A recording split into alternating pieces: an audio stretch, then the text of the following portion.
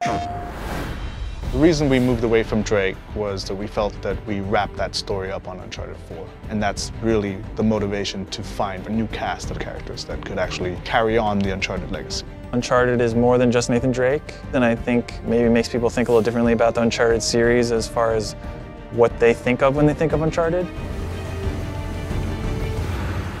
We started trying to keep it short. We started trying to keep it contained. But like all Naughty Dog games, you know, it's story-driven and we need the time to tell the story accurately. We needed to go into the past, dig a little deeper than, you know, the surface, and it just blew up. We started expanding to get character arcs developed, and before we knew it, it's a full game. We're treating it as seriously as an Uncharted game. The game could stand on its own as an entry in the series. It's going to be the sum of Uncharted's in terms of gameplay experience with some of our beloved characters, some of the most fan-favored characters.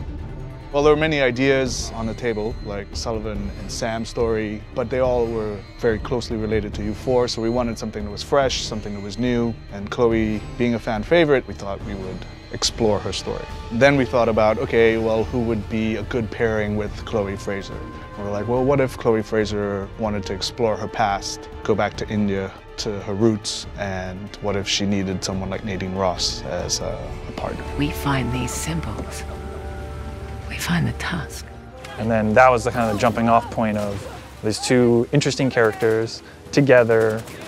We can put them wherever we want. We know that there's going to be fun stuff happening, and Chloe is more improvisational. Nadine is more logical. We know that there's going to be great conflict if we throw those two together. That's supposed to happen? I know. Chloe Fraser has interest in the tusk of Ganesh, which is a treasure that's in India that is kind of close to her. Her father was an archaeologist. He had tried tracking down this tusk before in the past. So for Chloe, there's a personal attachment to the tusk. For Nadine Ross, she is on the verge of bankruptcy. She's lost Shoreline, and she desperately wants to regain control. That's where the characters start. Because of Nadine's military background, particularly with our villain, Sav, Chloe's brought her in to kind of help her out. He's just another warmonger with no war to fight.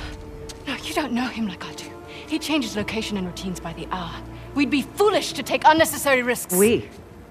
Let's get one thing straight. This is my gig. You want your share?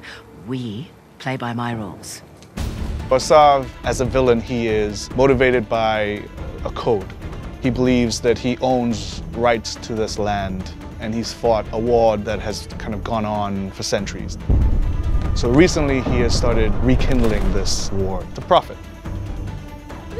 Giving the player more options, I think, would be the highest level, encompassing way to describe what we're trying to elevate even from Uncharted 4. We have all those things at our disposal again, rope climbing, driving, we have the winch, stealth options. We have lockpicking now, so we have crates of things that you can find certain weapons or treasures in.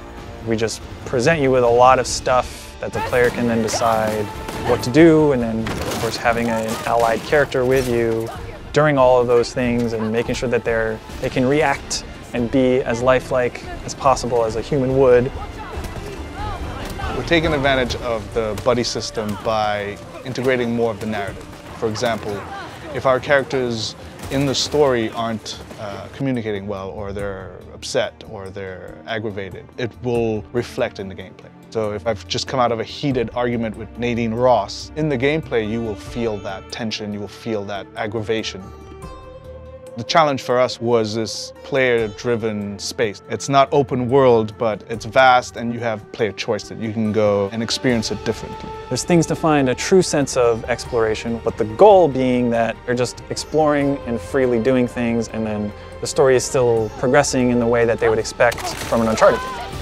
It's something we've never really done to the level that we're doing now in Uncharted.